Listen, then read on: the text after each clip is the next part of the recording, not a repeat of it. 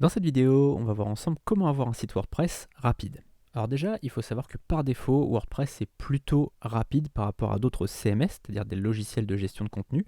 Si on prend d'autres outils comme Wix, c'est un peu plus lourd, c'est un petit peu plus long à charger. WordPress, ça va être un peu plus optimisé par rapport à ça. Donc ça, c'est une bonne chose de base. Ensuite, on a le thème. C'est très important d'avoir un thème léger, donc rapide. Là, c'est notre cas avec Nizarg ou avec un thème par défaut. On a été voir dans les thèmes.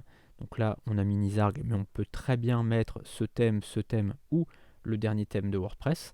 Alors il faut savoir que plus ça va, plus les thèmes essaient d'être rapides, donc assez épurés. Et ensuite, il y a une troisième chose finalement qui va rentrer en ligne de compte, c'est ce qu'on appelle les plugins de cache. Alors c'est quoi un plugin de cache?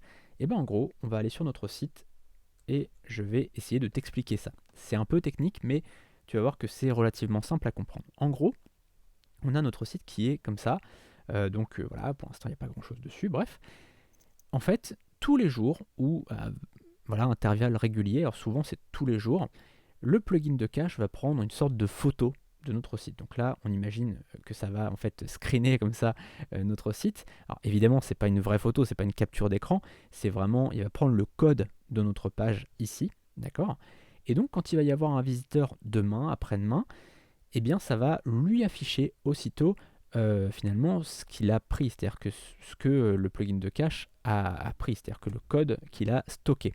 Ça veut dire quoi? Ça veut dire que lorsque le visiteur va arriver sur la page, au lieu que le serveur aille chercher, qu'il y ait vraiment une recherche du serveur, là ça va directement, c'est le plugin de cache qui va lui afficher le code, d'accord, qu'il a stocké.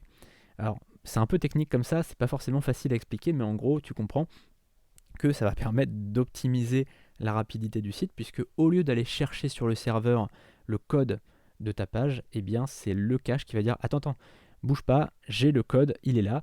Voilà, donc c'est le code que j'ai pris il y a 24 heures. Voilà, donc en gros c'est ça, tous les jours le cache va, le plugin de cache va screener, va prendre le code de tes pages et donc va l'afficher au visiteur. Ça permet d'avoir une page qui se charge beaucoup plus rapidement. On va retourner ici sur notre tableau de bord et je vais t'expliquer tout simplement quel plugin on va installer et pourquoi. Pour installer un plugin, c'est assez simple. On va ici sur Extensions, on clique, et là on clique sur Ajouter. Et maintenant il y a deux choix. Soit on recherche ici directement sur WordPress, on tape Cache par exemple, et on va avoir une liste de plugins de cache, ou bien on peut cliquer ici sur Téléverser une extension.